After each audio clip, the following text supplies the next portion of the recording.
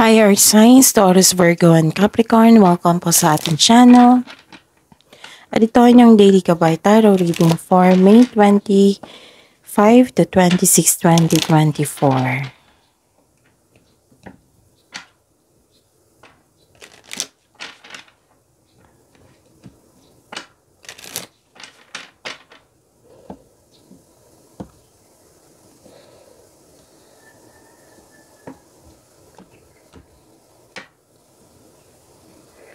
Please be reminded kung naka-resonate kayo, comment down. Kung hindi kayo naka-resonate, ibigay niyo po sa iba kasi channel reading po ito.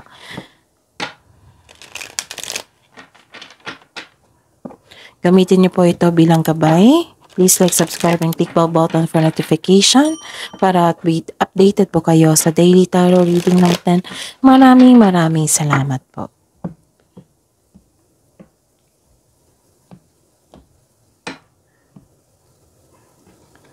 Spirits Guide.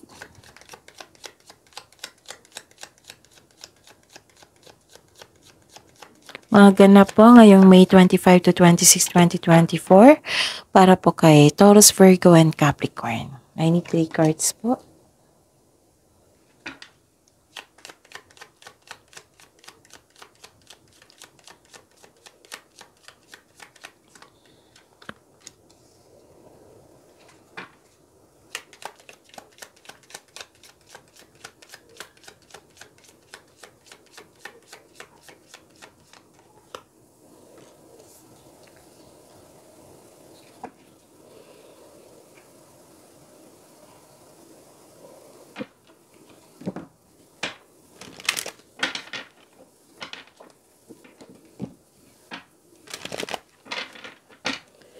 Spirits Guide.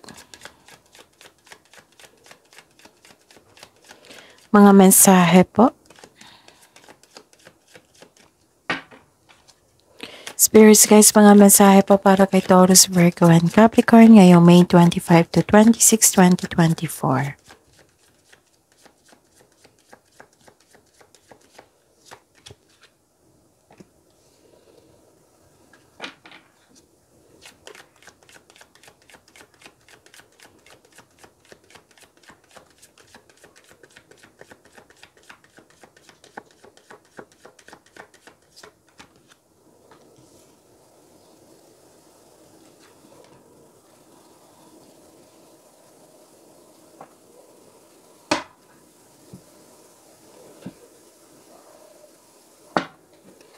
Okay. May nakita ko ditong Taurus, Virgo, and Capricorn. May nakita ko ditong nag-overthink kayo. Kasi may nakita ko ditong may hindi klaro sa inyo. Nagkaroon ng hesitation, nagkaroon ng doubt, nagguguluhan. Marami kayong iniisip. So, nakita ko dito nag-overthink po kayo. At saka, so ingat lang po ha kasi baka ma-stress kayo nito or magkaroon ng anxiety at ma-trigger yung depression. Tapos, nakita ko dito yung lungkot nyo po. May nakita rin akong panuloko dito. Mahilig magmanipula. Very sneaky. Pero don't worry, may nakita naman ako ditong happiness at the end of the day. Happiness and success, joy, nagkaroon ng good outcome. Take a leap of faith. Ang mensahe po dito and celebration. Magkakaroon ng celebration. Celebrate it. Celebrate your success kasi may success dito. Let go and have fun. Spirits Guys, ano po ang energy ni Taurus, Virgo, and Capricorn ngayong May 25 to 26, 2024.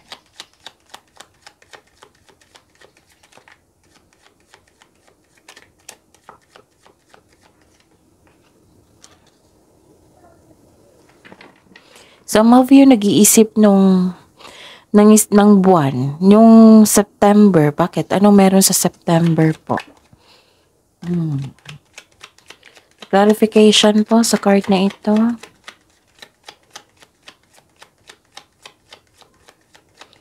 By the way, Taurus, Virgo, and Capricorn, Open na po yung schedule nyo for June 2024 monthly Gabay Tarot reading. Sa mga suki ko dito, yes, PM nyo po ako for schedule. At sa mga bago dito na gusto mag-personal reading, ito po yung video nyo. Sa baba niyan may May 25 to 26 para kay Taurus, Virgo, and Capricorn.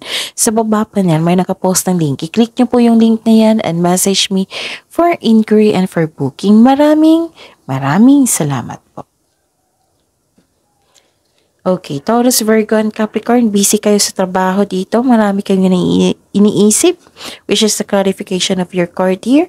So, ingatan lang po pagbalanse ang kailangan kasi baka overthinking or overanalyzing ito. Okay? Tapos, sobrang busy nyo. Ginagamit nyo yung talino dito. At kasipagan. Binuhos nyo talaga yung time and effort nyo dito. At nagkaroon kasi ng inspiration eh. You're inspired in action and ginagamit mo yung skills mo, nagkaroon ng adaptation and you are very confident. Okay? And wow.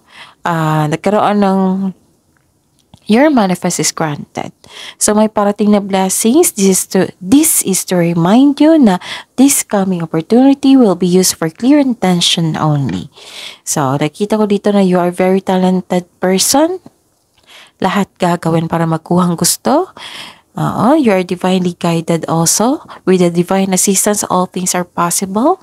You can make your imagination real. Okay? Ano pa? May nakita kong signing of contract dito. At nakita ko dito na makaka-receive ka ng hindi mo magkugustuhan yung mensahe. Pwedeng balita. May concern kayo sa immature na tao. Ayaw binabalaan, ayaw makinig. Nagkaroon ng frustration dito kasi walang progress sa inyong proyekto or goal sa buhay. Gusto mong mag-shortcut para matapos na. So, if you want to see the results, build concrete plan without rushing. Huwag kayong magmadali. Spirits, guys, career and money po ni Cancer, Pisces, at Scorpio.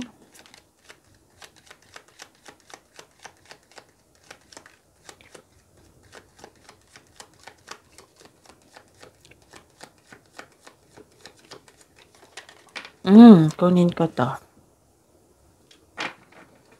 And the clarification po.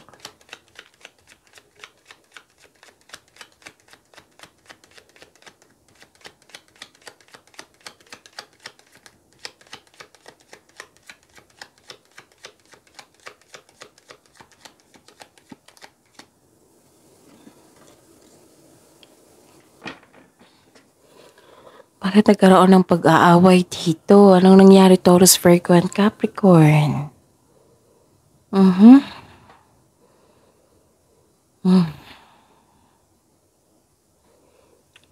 Nakikita ko dito na hindi kayo makamove on. Gusto niyo magstay sa lugar o ayaw niyong umalis. Tapos may nakita ko dito na may delay sa plano, pwedeng delay sa business trip or lipat ng lokasyon. May bumabalik from the past. Tapos nahihirapan kayo sa pag-move on. This is difficulties in moving on po. Okay. May nakita ko dito ang competition, rivalry. Nagkaroon ng struggle o conflict sa workplace mo o nagkaroon ng rivalry with co-workers. Medyo hindi ka masaya. Kasi yun nga, nagkaroon ng rivalry or competition. May panlilin lang dito na malapit sa iyo. So this is the clarification of your card here. Yung mahilig magmanipula, may panlilin lang deception po. Na malapit lang po siya sa inyo. So, ayun, connect kayo sa inyong intuition para makilala mo yan kung sino iyan. May ganap talaga na away dito. Or hindi pagsang-ayon sa inyong desisyon. May ganap na kompetisyon. May nakita rin akong construction dito. Yes. Taurus, Virgo, and Capricorn. Spirits, guys, para po kay Taurus, Virgo, and Capricorn, love, life, self-love, partnership, and romance.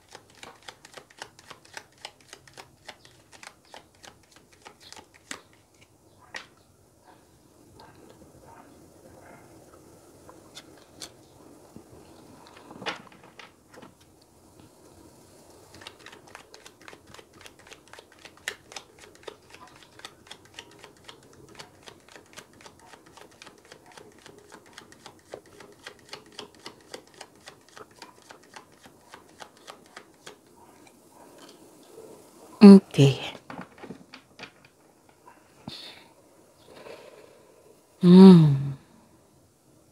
Nawalan kayo ng panatag dito. Bakit naman? Tatlong card niya kasi yung nagsabi dito na pinag-iingat kayo. Yung nag-remind ng card niyo po dito na mag-ingat po talaga kayo sa manlolokong tao or self-centered na tao. May toxic po na lalaki.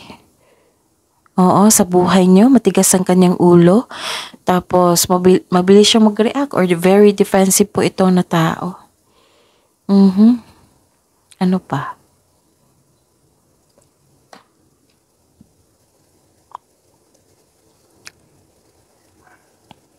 May magiging partner kayo na financial stable at sobrang generous na parating. Or pwede din na ang inyong kapareha ngayon ay na-reach na niya ang financial maturity niya. Sa mga single dito, gusto niyo munang magbili ng lupa, magkaroon ng sense of stability bago magbuo ng pamilya or pumasok sa buhay pag-ibig, ganun. Tapos may plano kayo magbakasyon, bumili ng regalo that pampers you both. Okay? So, tingnan natin kung may repeating number.